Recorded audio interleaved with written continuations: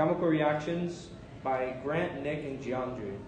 Today we're going to be going over synthesis, decomposition, single replacement, double replacement, and combustion, as these are the 5 chemical reactions we are going over in class today and we'll be reviewing. Synthesis is the first of our 5 chemical reactions that we'll be going over today. It has a basic formula. Synthesis A plus B makes AB.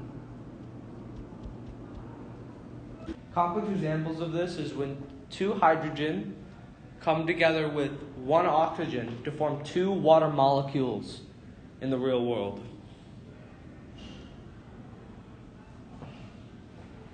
Another real-life example of this comes from the same 2 elements. Another real-life example of this is with the same 2 elements, when 1 hydrogen comes together with 1 oxygen to form H2O2. The next of the 5 chemical reactions we'll be discussing today is decomposition. Decomposition is the breakdown of molecules. Now, these molecules are going to break down into their separate elements. There's a basic formula for it, which is AB, which is your molecule, they're together, is going to break down into A plus B. Now they're separate elements, they are not together anymore. So, real-world examples. A real-world example of this is when calcium carbonate is going to have heat applied to it. And when this starts to happen, it breaks down into 2 things.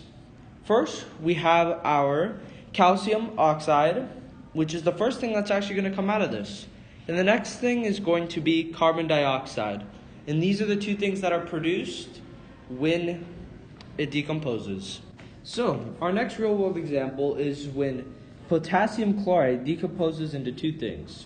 Once heat is applied, it's going to decompose into potassium chloride and oxygen gas. And that is what it's going to decompose into, the 2 new things that will appear.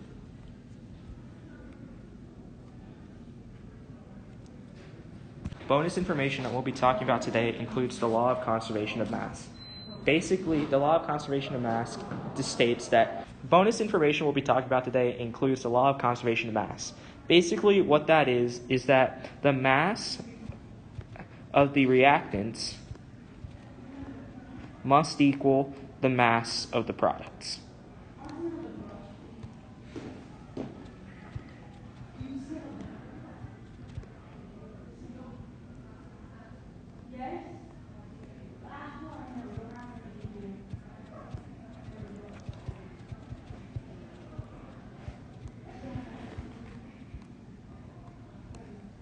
Today we're also going to be talking about the single replacement reaction. The single replacement reaction is a type of chemical reaction where an element pretty much reacts with a compound and takes place of another element in that compound.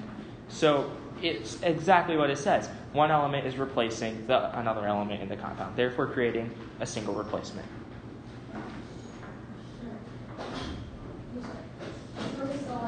I'm also going to be explaining the equation for single replacement, which is very simple like decomposition and synthesis, with a slight twist to it.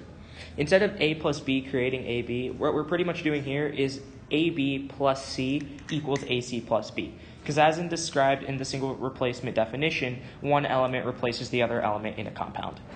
Some real-life examples we're going to be talking about today is the reaction of zinc and hydrochloric acid to produce zinc chloride and hydrogen gas. This is an example of single replacement reaction.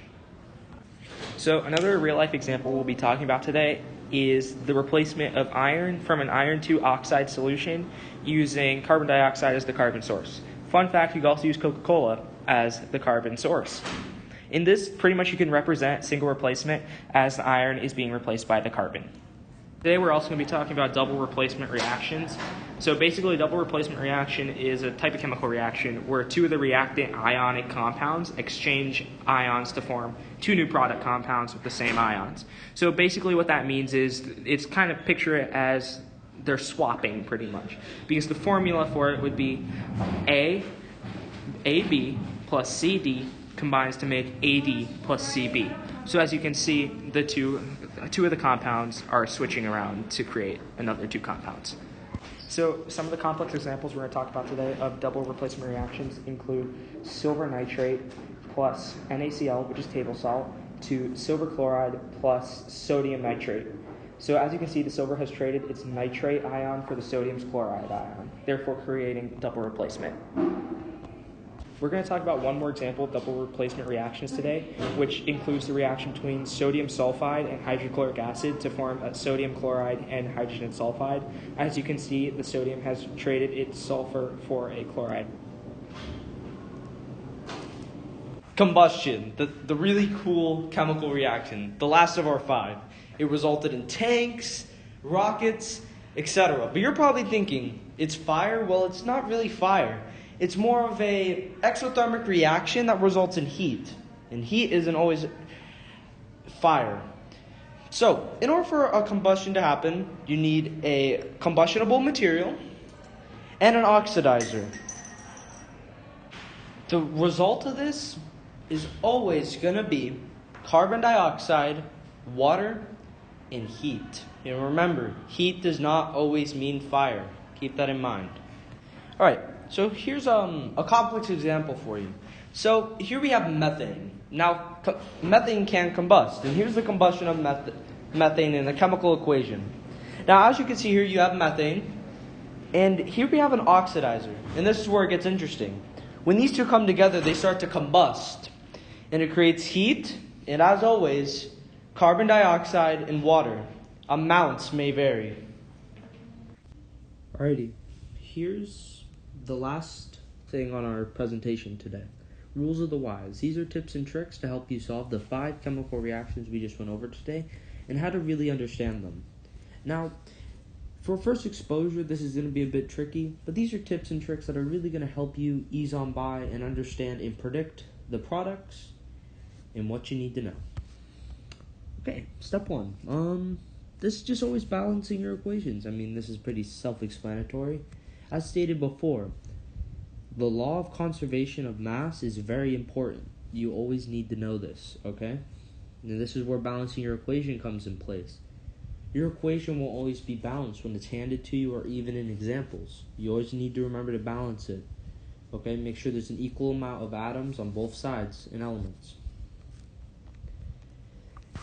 Know your polyatomic ions. I find this easy because it helps you predict the products, okay? This really helps you predict the products when there's single replacement, double replacement, or anything. But remember, combustion's a little different because it always ends up in carbon dioxide, water, and heat. And typically synthesis is pretty self-explanatory. But with polyatomic ions, you're able to you'll be able to see what you're talking about more.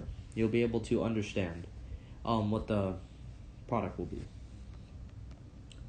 And the last thing, only metals can replace metals and only non-metals can replace non-metals. Because remember, it's always a metal pairing with a non-metal, and that's how it is. You wouldn't have a metal and a metal, and you wouldn't have a non-metal and non-metal in these reactions. Okay? So that's basically the rule of the wise, and I would like to thank you for listening to our presentation.